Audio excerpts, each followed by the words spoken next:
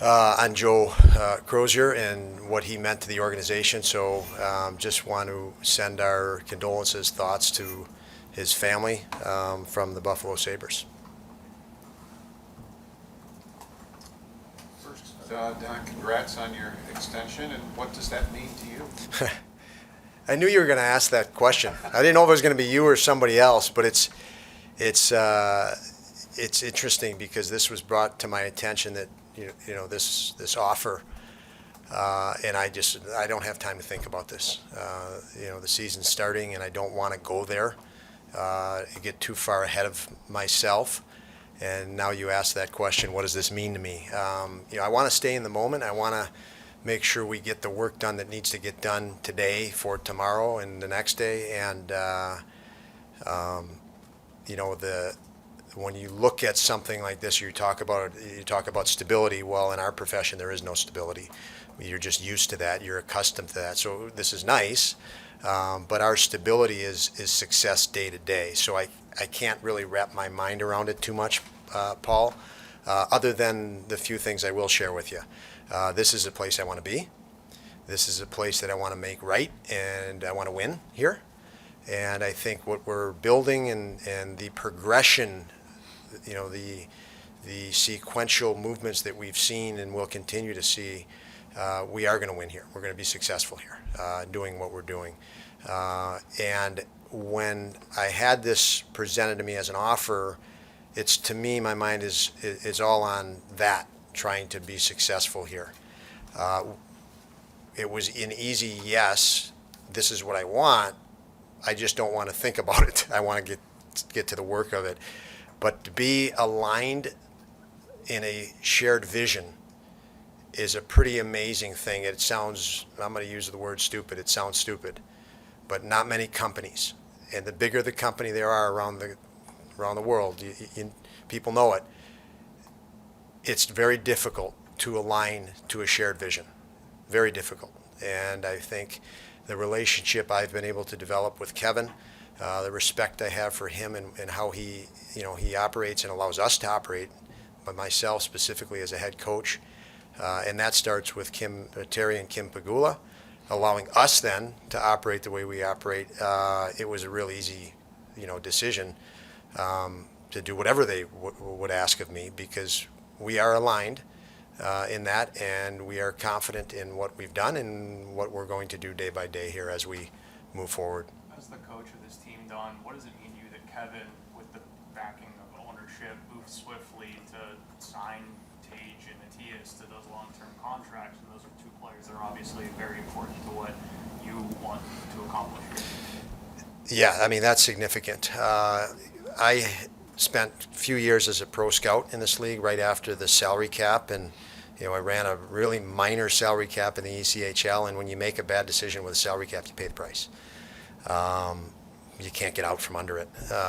Just simple. And I've seen lots of money go to players on past performance, players that were aging, and we know this is a young man's sport. So I'm very excited that we've made these decisions based on potential, not necessarily past performance. I mean, past performance absolutely plays into it, but mostly as an indicator of future potential of growth. And we're all about growth and potential.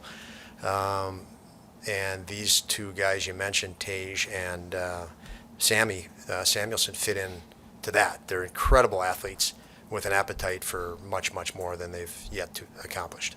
Kevin mentioned that your position with the team was very important for those guys to sign on. Does that mean anything for you, or is that something that means a lot to me, for obvious reasons. One thing as a coach, there's lots of teams you coach, and you finish a year, and guys are still a little gun shy of you as the head coach, and players, because you push them and grind them, and they don't realize that you like them, that you care for them, because you have to push them every day, and you push them hard, and the more they can take, the harder you push them. The guys that can't take it, you sometimes don't even push that hard. So I've had lots of really good hockey players that are sprinkled around the NHL right now that probably never felt that I cared about, because you had to push them so darn hard. And I do the same here with our guys. It's all about winning. So when they actually recognize that you do, you do care about them and you want to see them successful, and you hear about it, it's very rewarding when you hear that from a player that you coach and you push. So it's very much appreciated, Joe. Kevin said one thing he really liked about the relationship with you is you two can sit in a room and disagree with each other and not have your feelings hurt or anything like that, and say why. He said he really likes that part of it. Do you like that give and take too? Love it. I mentioned I'm not worried about. I think a lot of mistakes are made when you're worried about being vulnerable. I mean, you're in the NHL. You're coaching the NHL. You're vulnerable all the time. Let's look at the score on the scoreboard. Every decision you make or don't make is going to be second guessed if you don't win. And if you're uncomfortable with that, it's the wrong job. And so we're trying to get to the best solution, and there's lots of different ways to go about it. We want to get those out on the table, discuss it, pros and cons of any potential decision we may make on a starting goaltender, and even review decisions that were made. And I'm okay with all that because we're trying to get to be the best. You got to become better, and you got to be comfortable with the ways in getting better. And I think that dialogue is a big part of why I'm comfortable here, to be able to have that dialogue and trust Kevin, trust his experience, his instincts, he's got a really incredible feel for things beyond his experience winning a Stanley Cup, playing in this league, and being a leader on teams he played for.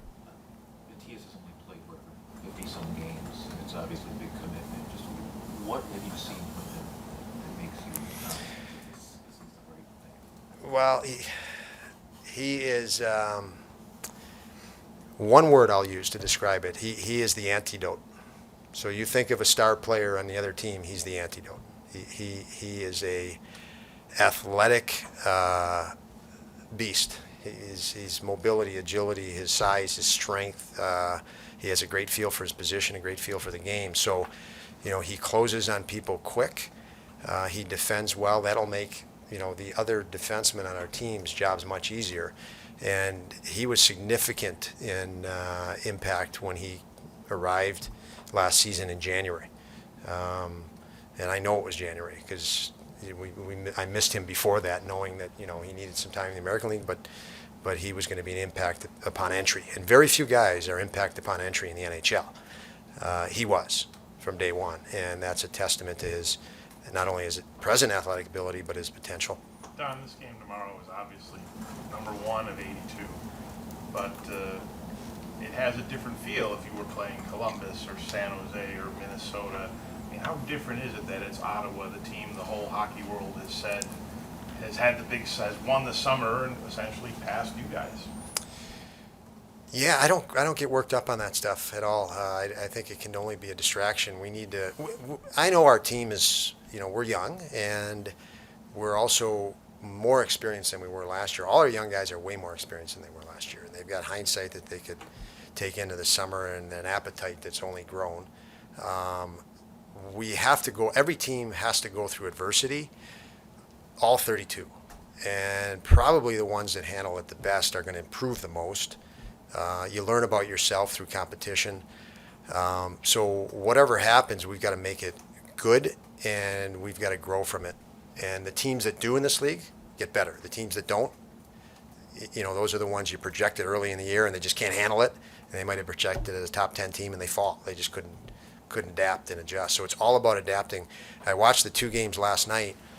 Distinctly different than preseason. You can take the training camp and you got to get these guys ready for the season, but you can't replicate some of the fear and some of the panic and some of the overthinking within a game and the mistakes that were made. They just wouldn't happen in the preseason. But now pressure's on and expectations are right there, and it's about handling all of that. The psyche of that. I think our players are very prepared for that. I think it's an area that they've made a lot of progress in, knowing that, hey, we're giving up some experience to the other teams, but that's okay. What's our strength? What's our advantage? And that's that tenacious play and passionate play. So I don't look at our opponent as being ahead of us or behind us. You're always playing a competitive team in this league, and tomorrow it's Ottawa.